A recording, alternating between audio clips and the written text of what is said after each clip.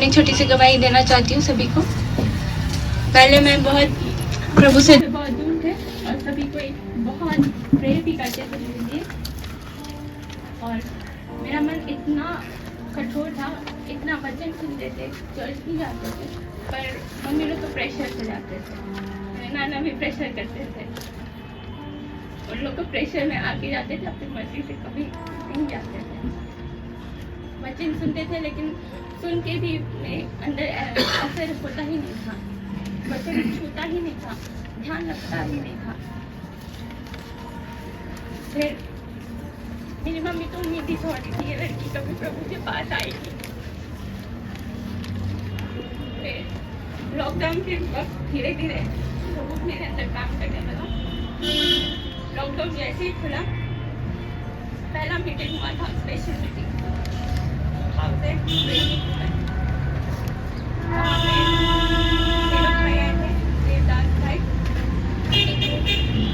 थोड़ा मेरे अंदर प्रभु का वचन काम करने लगा। उस टाइम हम महसूस हुआ कि प्रभु हमसे बात कर रहा है पहली बार। उसके बाद भी हम श्योर नहीं थे कि पता नहीं बस ऐसे ही उसकी मन में आ रहा है क्या।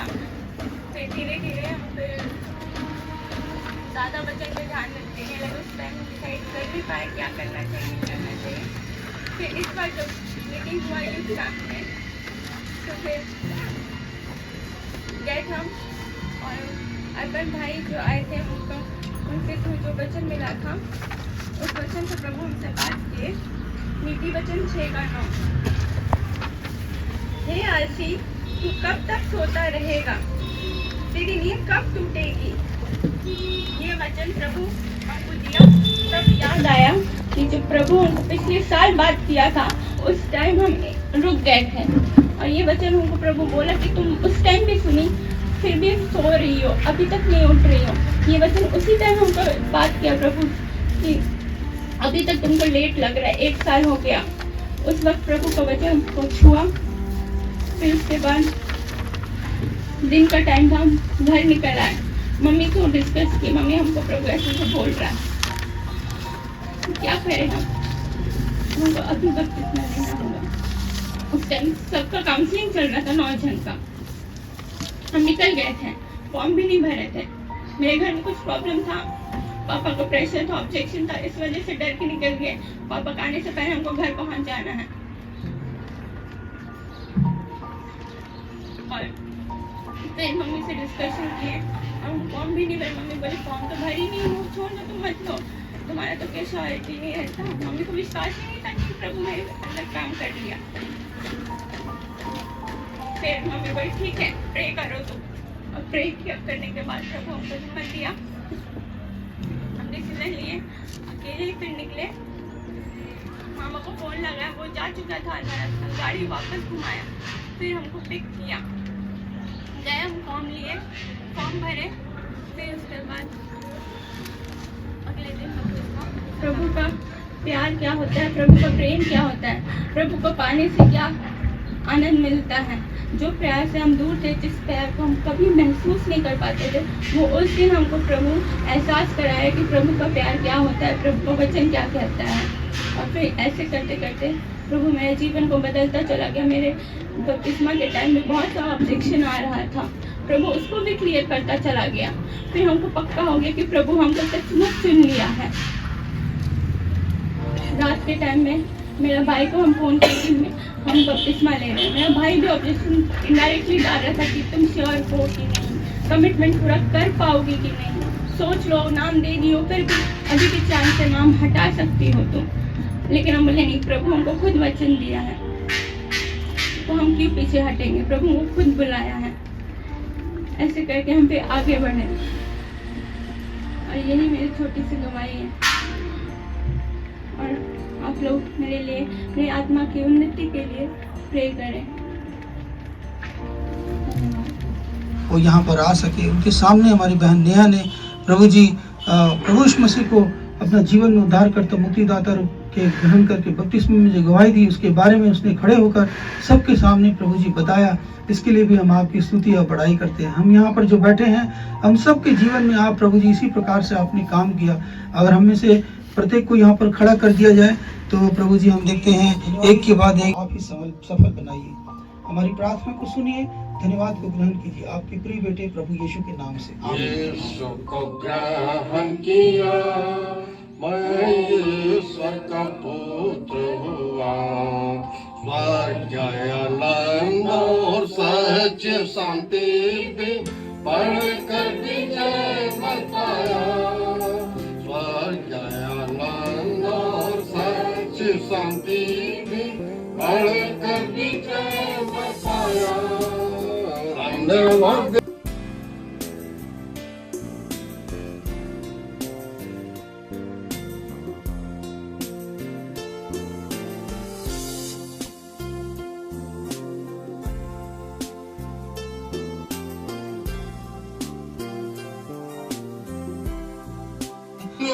पाया राज में उसके मैं पाया।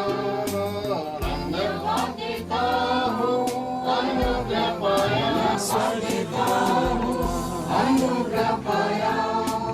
राज में उसके मैं पाया। क्षमा हो गया और पाप मेरा ढाप गया। क्षमा हो गया और पाप मेरा ढाप गया। हुआ इंसान प्रभु यीशु मसीह के चरणों कदमों पर आए और बहुत ही दीन और नम्र बने और अपने पापों को, पूर्व काली पापों को मानकर यीशु मसीह को अपने जीवन में अपना ले, ताकि उसका जीवन परिवर्तित हो जाए, ताकि वो नरक कुंड में जाने से बच जाए। एक भी भेड़ खोया ना जाए। कोई भी इंसान पाप में मर के नरक कुंड चला जाए, इससे परमेश्वर पिता प्रसन्न नहीं। उपदेश देता था जो में भी नहीं सकता। नए सिरे से क्यों जन्म लेना है? क्योंकि हम पुराना जीवन में है, हम पाप में जीवन में है। जब हम यीशु मसीह के सामने अपने पापों को मानते हुए ये पुराना जीवन को सब क्रूस में चढ़ा देते हैं, मसीह के हो जाते हैं, प्रभु यीशु मसीह के भी भेड़ बन जाते हैं।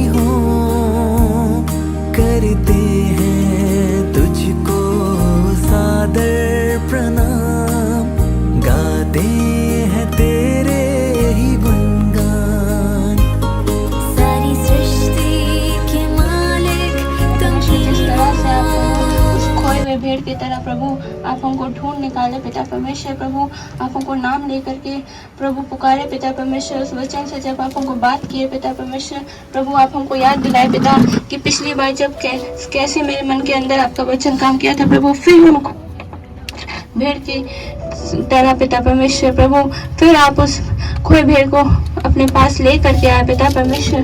प्रभु इस बात के लिए मैं आपको बहुत बहुत धन्यवाद करती हूँ पिता परमेश्वर। प्रभु मेरे जितने भी डाउट्स थे पिता सभी को क्लियर किया पिता, जो पिछले साल प्रभु जिस वजह से हम रुक गए थे पिता परमेश्वर। प्रभु इस बार आपने मेरे लिए सभी मार्गों को खोल दिया पिता परमेश्वर। प्रभु सभी चीज के लिए धन्यवाद करते हैं पिता परमेश्वर। मेरे लिए जितना भी रास्ता बना है प्रभु, मेरे लिए जो बड़े बड़े आप काम किए प्रभु, एक डिसीजन से पिता मेरा लाइफ में बहुत बड़ा बड़ा चेंजेस दिखा प्रभु, बड़ा बड़े काम आप किए प्रभु इस 1-2 दिन के अंदर पिता परमेश्वर। प्रभु इसके लिए बहुत बहुत धन्यवाद करते हैं पिता।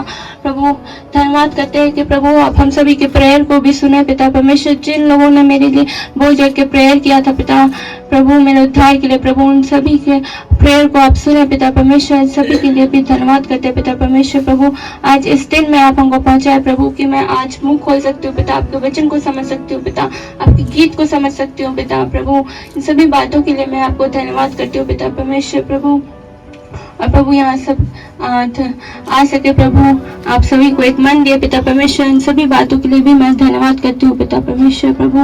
और प्रभु प्रार्थना करती हूँ मैं पिता कि मैं आपको कभी परमेश्वर कभी नहीं बदलने वाले, ऐसे महान जीवित सचमुच में मेरे प्रभु जी आपका प्रेम कितना महान है, कितना बड़ा प्रभु आपने मेरे जीवन में और प्रभु जी मेरी बेटी के जीवन में आपने अद्भुत काम किया पिता। सचमुच में प्रभु मेरी बेटी भी प्रभु एक समय था प्रभु जी वो खोई हुई भेड़ के समान भटक रही थी महिमा को। और प्रभु जी अपने प्रभु जी आपने इस जगत में आया प्रभु जी, आपने उन्हें ढूंढा, आपने उसे प्रभु जी वहां से ढूंढ। प्रभु जी बेटी न्याय के लिए हम करते हैं प्रार्थना, सुनिए प्रभु यीशु मसीह के नाम से मांगते हैं, आमीन।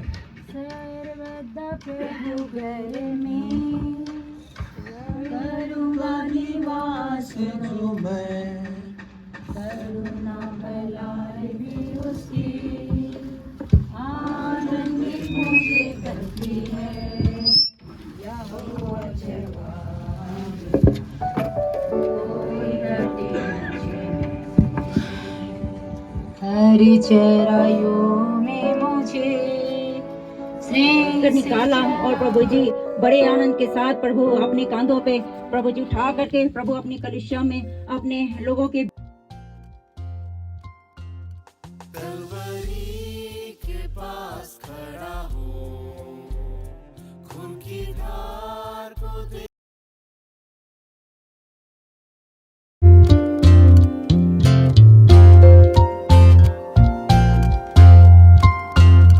कलवरी के पास खड़ा हो, खून की धार को देखता जा, तेरे पापों का यही दाम दिया है मसीह यीशु ने। हर एक आँख उसे देखेगी देखेगी बादलों पर आते हुए, छेदा था जिन्होंने उसे, छाती पीट कर सजदा करेंगे।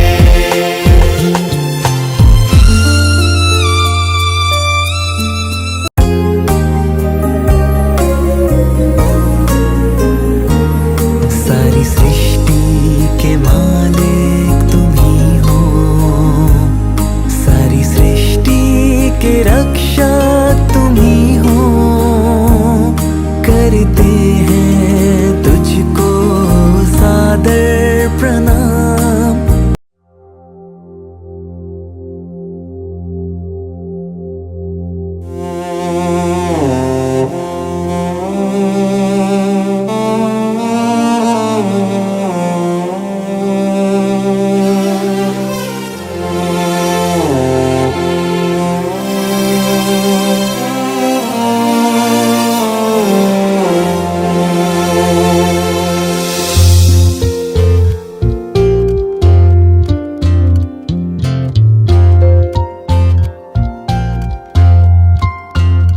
कलवरी के पास खड़ा हो, खून की धार को देखता जा, तेरे पापों का यही दाम दिया है मसीह यीशु ने।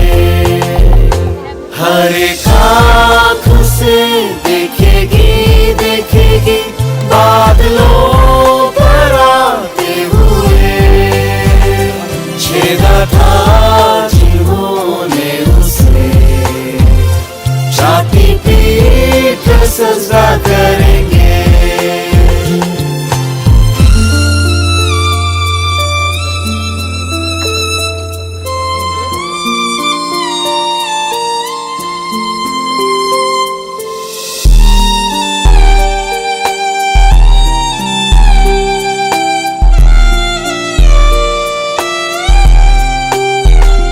ये हुआ सब तेरे लिए, तूने भी उसे छेदा था, फिर भी प्यार से वो बुलाता, जाता क्यों नहीं पास उसके। हर एक आँख उसे देखेगी देखेगी बादलों पर आते हुए। छेदा था जिन्होंने उसे छाती पीट कर सजदा करेंगे।